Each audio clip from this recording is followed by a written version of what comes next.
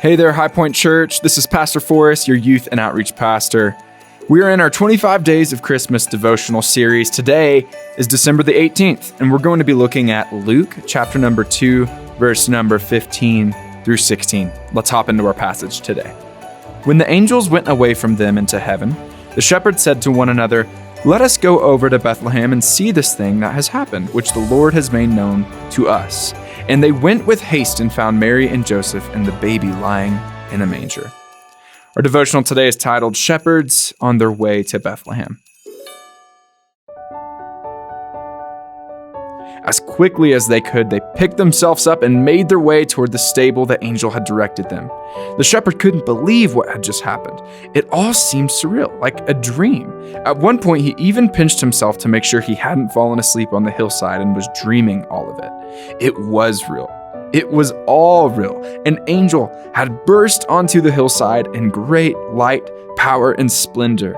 Levi and Medad had immediately fallen to their knees, and the shepherd realized he was also on his knees. And when the angel had appeared, he had told the shepherds the great news, that a Savior had been born for all people.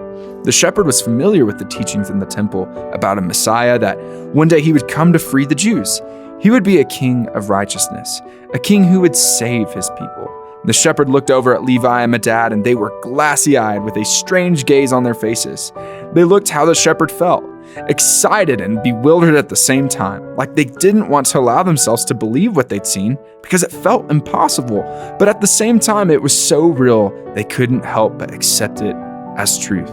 Now they were off to see this baby king, off to see the Savior of the world, off to see a child who would rule in righteousness. The shepherd thought it odd that the angel had sent them to a stable outside of Bethlehem, not a palace or even into the city, but to an animal stable outside of Bethlehem.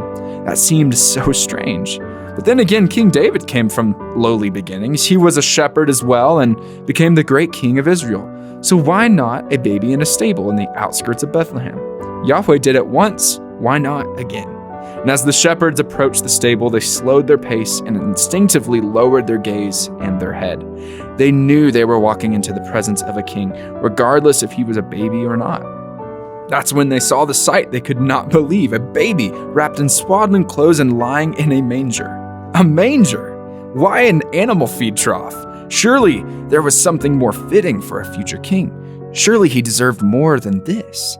Looking at the mother and father, though, it was clear the manger was enough. He didn't need luxury. He didn't need linens and fine cloth.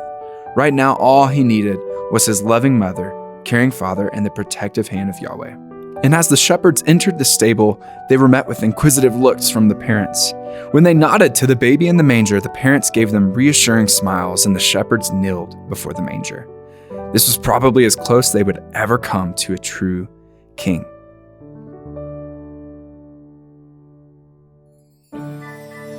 As we've looked at this story today, I want to ask you this. Do you have dreams? Not asleep at night dreams, but no, do you have dreams of accomplishment or adventure? I think all of us have dreams of some kind. Even if you think there are no dreams in your life, I promise you there's something deep down in your heart that you long to do or accomplish in what remains of your lifetime. Have you had a dream that you let go or gave up on because you didn't think you were worthy enough or talented enough? Why? What made you think that about yourself in your dreams? Was it something someone else had said about you? Maybe something you allowed yourself to believe? When we look through the scriptures, we see many people who were unworthy and didn't possess the necessary talents. Yet over and over again, God used them to do great and mighty things. As the Lord told Samuel, the Lord sees not as man sees. Man looks on the outward appearance, but the Lord looks on the heart. So the real question is this: is your heart in the right place and in a good relationship with God? God takes the most unlikely individuals and puts them in remarkable situations for his name's sake.